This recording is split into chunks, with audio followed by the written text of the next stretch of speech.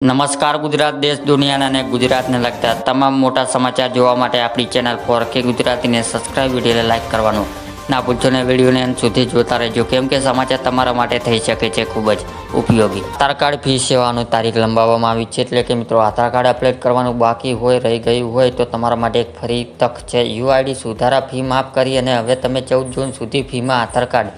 વિગતો અપડેટ કરી શકશો અને તમારે 50 રૂપિયા ચૂકવવા પડશે। નહીં આ સમયગાળા દરમિયાન નાગરિકોને કોઈપણ વધારાનો શુલ્ક વિના તેઓ ફોટો, ઉંમર, સરનામું, જન્મ તારીખ, લિંક, મોબાઈલ નંબર, ઈમેલ જેવી માહિતી અપડેટ કરી શકશે। ખેડૂતોને 8,000નો હપ્તો બાકી એટલે કે રાજસ્થાન સરકાર ખેડૂતની બજેટ રાહત આપે છે અને ભજનલાલ સરકાર બજેટની જાહેરાત કરી છે કે પ્રધાનમંત્રી કિસાન સન્માન નિધિ યોજના હેઠળ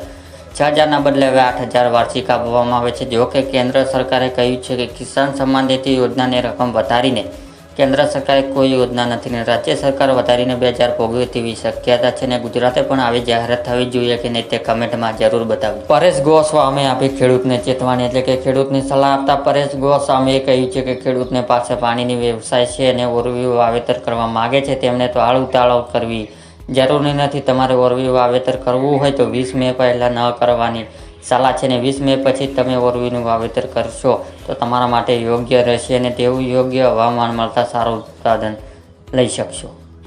કિસાન ક્રેડિટ કાર્ડ 3 લાખની લોન એટલે કે ખેડૂતોને મહત્તમ આર્થિક લાભ મળે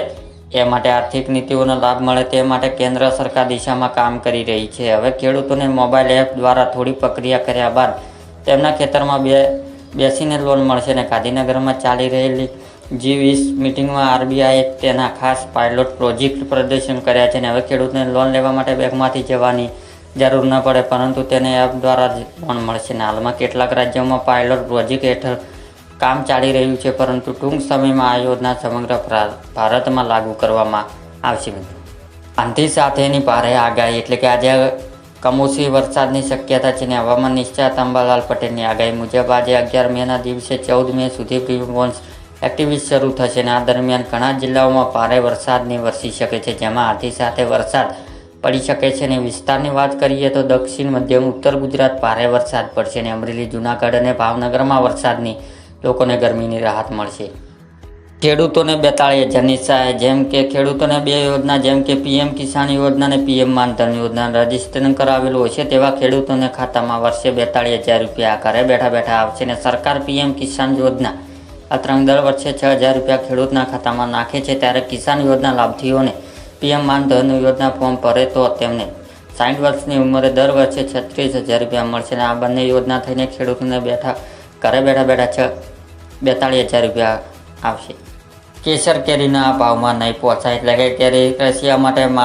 મોટા સમાચાર આવ્યા છે કે જૂનાગઢ કેસર કેરીના ભાવ ખૂબ જ વધી ગયા છે અને આ કેરીના 10 કિલોના ભાવ 1,500 સુધી પહોંચી ગયા છે એટલે કે મિત્રો 5 કિલોના ભાવ 500 થી 700 રૂપિયા સુધી થઈ ગયો છે અને ખેડૂતો કહે છે કે આ વખત કેસર કેરી ઉત્પાદન 40% જેટલું ઘટી ગયું છે તેથી આ ભાવના વધ્યો। જો કે ખેડૂતોને સારા ભાવ મળી રહ્યા છે પરંતુ સામાન્ય લોકો કેરીની ખાવાની મોંઘી પડે છે।